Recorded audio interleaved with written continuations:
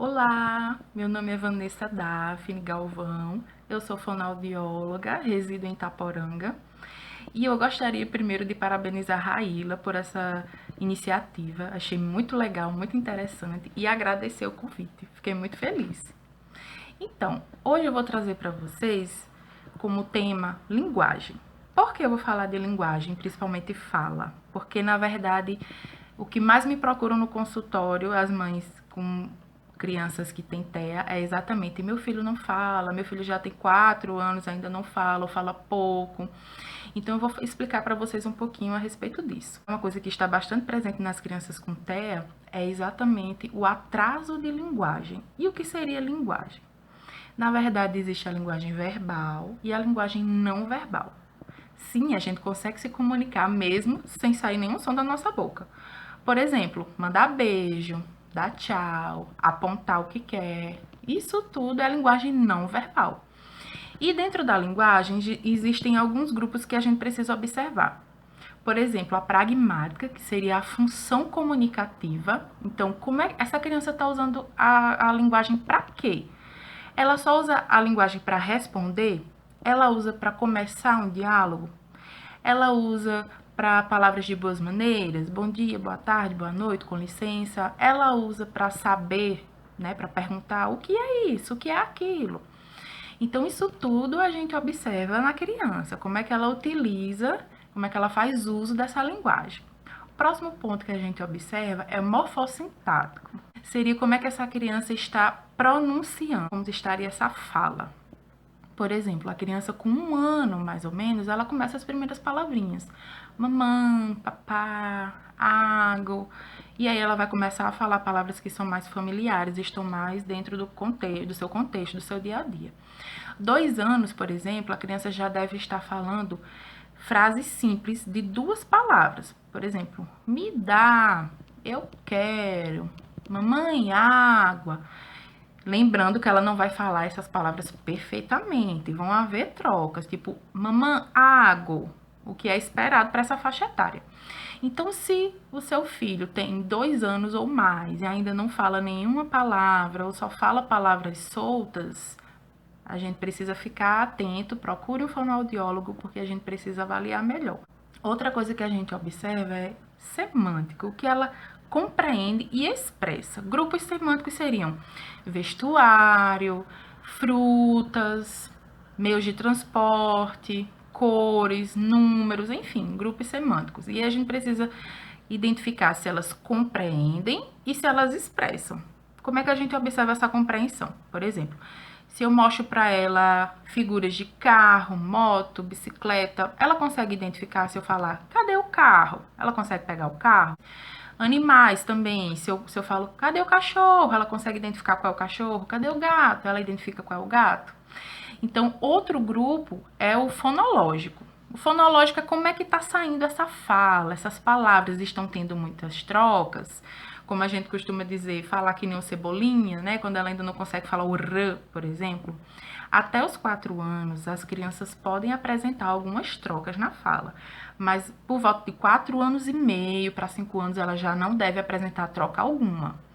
O r, por exemplo, é muito difícil para a criança. Realmente, ele é o último fonema a ser adquirido, porque ele é muito complexo realmente. Então, ele vai surgir lá por volta de 4 anos e meio, ok? Se a criança já tem mais de 5 anos e ainda troca alguma letrinha, precisa de um fonoaudiólogo. Então, em relação à fala, que é o que eu percebo que angustia mais as... É importante a gente saber que antes mesmo de começar a falar, a criança precisa ter alguns pré-requisitos. Quais seriam eles? Imitação, contato visual, atenção compartilhada. Por que isso? Por exemplo, se a criança não consegue imitar, vai ser difícil para ela imitar o som que eu estou fazendo. Porque uma das coisas que a gente observa muito nos autistas também é que eles têm dificuldade de coordenação motora fina. E a fala é uma coordenação motora fina. Imagina, por exemplo, quando eu falo pato. Já pensou quantos movimentos fez a minha boca, o meu lábio, a minha língua? É muito complexo. A gente não para pensar nisso porque a gente já fala há muito tempo. Mas já pensou essa criança? Ela tem que saber quando eu falo P de pato, meu lábio fecha. Quando eu falo A, minha boca abre. Quando eu falo T, minha língua encosta no dente. Quando eu falo O, eu tenho que fazer um bico. E aí eu falo pato. É muito complexo. Então, para a criança aprender esse som, ela precisa olhar para a gente. E por isso a importância do contato visual. Se ela não olha como é que eu faço o movimento com a minha boca, se ela não me imita, como é que vai surgir essa fala? Vai ser muito mais difícil. E também se ela não tem a atenção compartilhada, se ela não consegue entender que ela precisa do outro, que ela não tem esse desejo de interagir. Então, a característica principal do autismo é exatamente essa dificuldade de interação social. E a fala está totalmente ligada a isso. Eu falo por quê? Porque eu preciso me comunicar com o outro. Não existe aquela pessoa que fala sozinha, né? Isso não é uma comunicação. Se eu falo sozinha, não é comunicação. Para ser comunicação, eu tenho que ter um locutor e um interlocutor. Então, eu preciso mandar a mensagem para alguém. Então, é importante a gente observar também que muitas vezes as mães se angustiam porque a criança não fala e ela acha que a criança não está se comunicando. Mas, por exemplo, apontar é uma forma de comunicação. É a linguagem não verbal. Então, é muito melhor a criança, ao invés de falar assim, água, água, água, sem nenhum contexto, é muito melhor que ela aponte para água quando ela quer água do que ela simplesmente diga água, água. Ela repetir esse som não é comunicação. Então, a gente precisa observar isso também. Será que essa criança realmente não quer se comunicar? Vamos observar também a linguagem não verbal, tá ok? Então, eu vou dar alguns exemplos. A gente deve começar, por exemplo, com onomatopeias. O que seria isso? O som das coisas, dos animais.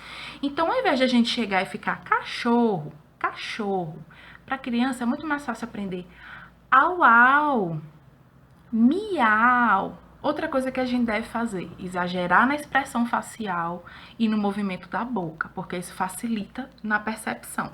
Então, a gente fala au, au. A gente muda a entonação porque chama a atenção da criança.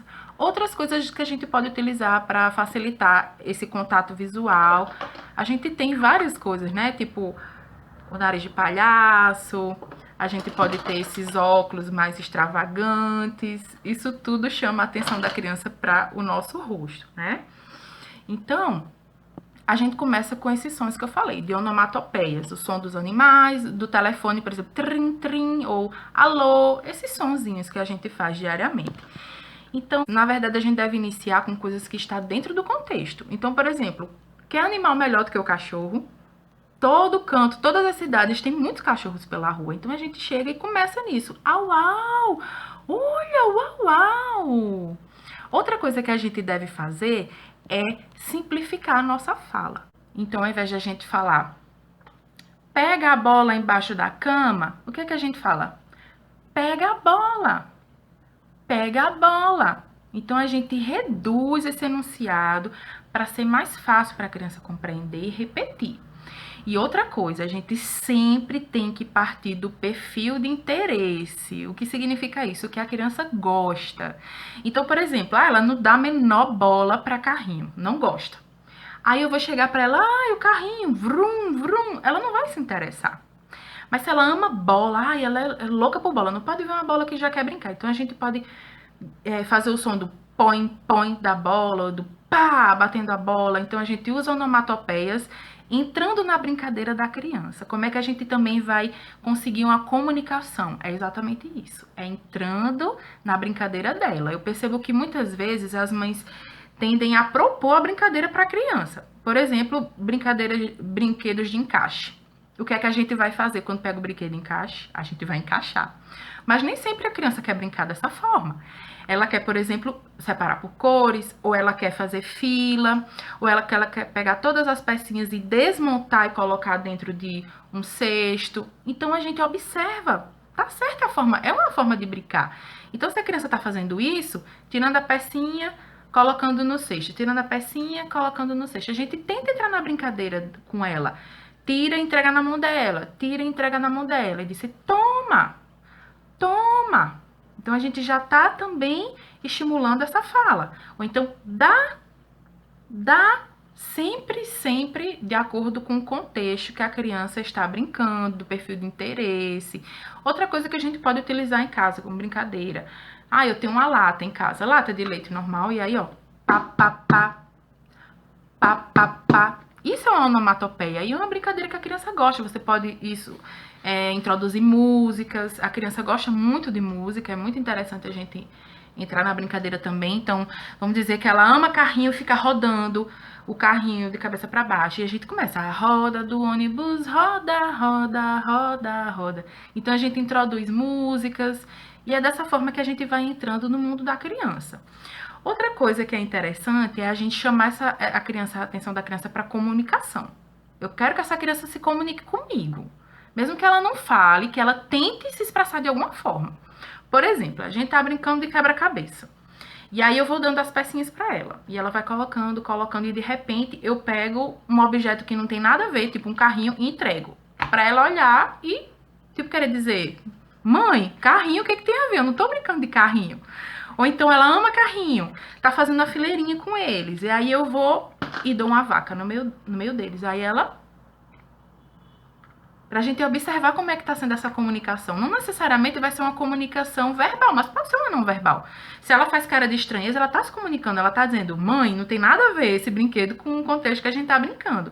Então é interessante a gente levar a criança a sentir necessidade de falar.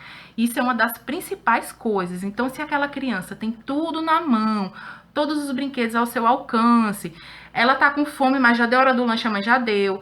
Deu hora da água, a mãe já deu. Ela não precisou sentir sede, não precisou sentir fome, já tá tudo à mão dela. Ela não vai sentir necessidade. Como eu falei, é muito complexo falar.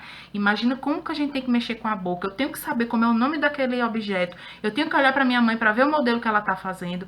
Então é muito complexo, é muito complexo. Então a gente tenta facilitar e propor situações para que ela queira falar. Então, por exemplo, vamos colocar o lanche da criança, certo? Ah, hoje ela vai comer biscoito, ela gosta muito de comer biscoito. O que é que a gente vai fazer? Você costuma dar 5, 6 biscoitos? O que é que você vai fazer? Você vai colocar só 2. Ela costuma tomar um copo todo de suco? Coloca 2 dedinhos só. Por que isso, Vanessa? Porque vai estimular ela a estranhar, a querer se comunicar, a querer dizer tipo: mãe, tem muito pouco. Vai estimulá-la a pedir mais, né? A querer se comunicar. Então, outra coisa, a questão da surpresa. Vamos dizer que ela tem aquela rotininha. Todo dia, antes de ir para a escola, ela vai junto da mamãe, abre a gaveta para tirar a farda, tirar a meia, e de repente ela acha no meio da gaveta aquele brinquedo que ela gosta tanto, o carrinho, o avião, enfim, a bola. E aí ela... Ou então no dia a dia, na hora do banho, né? Ela toma banho de chuveiro e de repente um dia diferente, os brinquedos que ela mais gosta estão dentro de uma banheira, dentro da água. Então ela vai ficar, sabe? Ela vai querer se expressar de alguma forma. Então é muito importante a gente propor para ela essas situações comunicativas. Mesma coisa na hora do supermercado, faz a compra, pega um saco e a mãe começa a tirar as coisas de dentro. Ah, biscoito! E aí tira. Maçã! E aí tira. E de repente aquela coisa que ela gosta tanto, tira e mostra pra ela, espera pra ver qual vai ser a reação dela. Se ela vai, ou dá, ou querer falar o nome da coisa. Então a gente sempre tem que propor essas situações. Sempre com o perfil de interesse da criança. A comida preferida, o brinquedo preferido, o desenho preferido. Outra coisa, a gente precisa propor situações em que ela precise do outro. Por exemplo, brincadeira clássica, bola. Eu chuto pra ela, ela chuta pra mim. Eu jogo pra ela joga pra mim. Diferente de carrinho, que ela brinca sozinha. Ela fica lá e pra cá, sozinha. Então a gente propõe brincadeiras de bola. Outra coisa, aqueles brinquedos que dá a cordinha. Às vezes tem aquele pintinho, né? Que a gente dá a corda e ele começa a pular. A criança acha legal. Parou de pular, você fica olhando. Aí ela vai querer pedir pra você. Tipo, mamãe, mais, né? Ela vai querer de alguma forma se comunicar.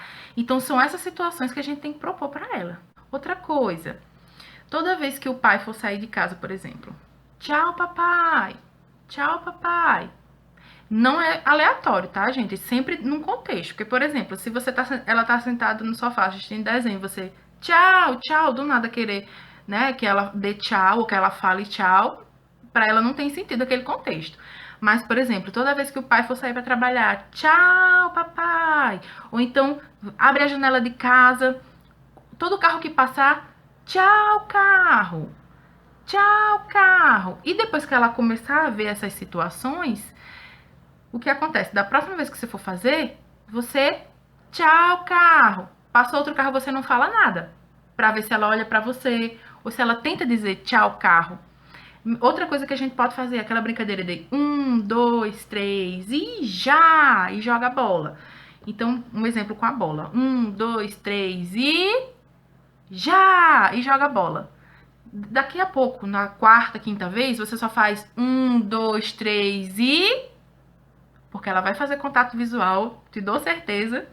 E aí ela vai mais pra frente dizer o já. Gente, agora isso não é num dia, tá? Isso precisa ser estimulado todos os dias. Tipo, uma semana você fazendo isso todo dia, essa brincadeira de 1, 2, 3 e já, vai por mim que vai dar certo. Então é importante isso, a repetição, a gente falar os enunciados mais simples, né? Não falar coisas muito complexas, tipo, me dá a bola, como eu disse, pega aí a bola embaixo do sofá, só falar, me dá a bola, pega a bola. Você quer biscoito agora, então? Quer biscoito? Né? E, como eu disse, tira as coisas da altura da criança, certo? O brinquedo que ela mais gosta, coloca mais alto, agora que ela consiga ver. Porque aí ela sabe que tá ali, ela vai querer pedir a sua ajuda para conseguir o que ela quer. Então é isso, tira as coisas da altura da criança, repete bastante e propõe a ela situações comunicativas. Para as crianças de 2 anos, não deixem de colocá-las na escola, é muito importante, porque mais uma vez eu reforço, a questão da dificuldade principal do autista é a dificuldade de interação social. E onde é que ela vai ter maior essa interação? Na escola. Com outras crianças, com professores, porque às vezes em casa com a mãe a gente tende a fazer isso, a deixar mais no celular, que a gente tem muita coisa para fazer, entrega logo antes que a criança peça. E na escola não, ela vai ter que meio que se virar. Ela vai ter que, ela sabe que antes eu só olhava para a geladeira, minha mãe sabia que eu queria água, mas na escola não tem geladeira. E a professora não sabe que quando eu quero água eu faço então eu vou ter que me esforçar mais. Então por isso que é importante esse contexto da escola também. E isso, gente, eu tô falando em relação à fala, mas Fono também trabalha com dificuldade de leitura e escrita. A gente também faz essas atividades que Raíla mandou, super interessantes, de pareamento, de cores, de tudo. Porque quando a gente tá trabalhando pareamento, a gente tá trabalhando essa questão da criança identificar o igual, o diferente, mas também a fala. Igual, igual, diferente. Então, tudo isso a gente também trabalha. Bom, eu espero que eu tenha ajudado de alguma forma. Estou aqui para tirar qualquer dúvida que vocês tenham. E é isso, gente. Fico muito feliz com o convite, fico muito feliz de falar. Eu amo falar de criança, de linguagem, é a minha área, me identifico muito. E eu espero que vocês tenham entendido. Se ficou alguma dúvida, podem mandar que eu respondo. Tchau!